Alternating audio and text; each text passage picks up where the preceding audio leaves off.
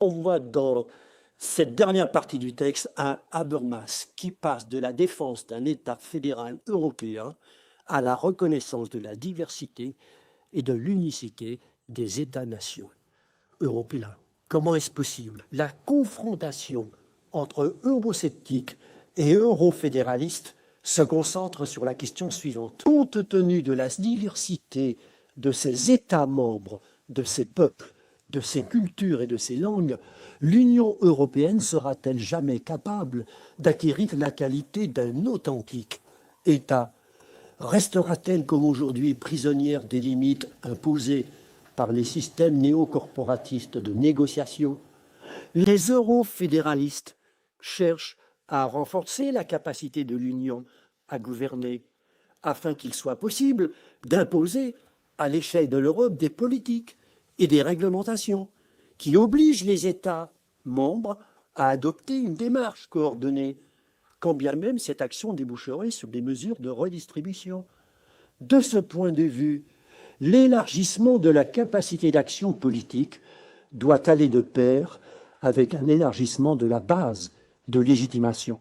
Certes, les obstacles à surmonter sont redoutables. Une constitution n'y suffira pas. Elle pourra tout au plus mettre en place les processus démocratiques dans lesquels l'État fédéral devra prendre racine.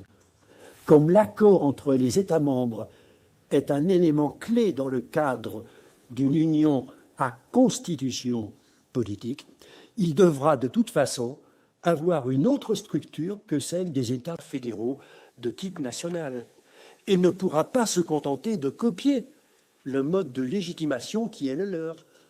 Un système de partis européens ne se constituera que dans la mesure où c'est d'abord dans les arènes nationales que les partis existants débattent de l'avenir de l'Europe, en découvrant par là même des intérêts qui dépassent les frontières. De leur côté, les médias de masse transnationaux ne pourront créer un contexte de communication polyglotte que dans la mesure où les systèmes éducatifs nationaux s'efforceront d'instaurer une base commune de langues étrangères. C'est alors que les héritiers d'une histoire européenne commune, partant de leurs centres nationaux dispersés, partageront petit à petit une culture politique commune.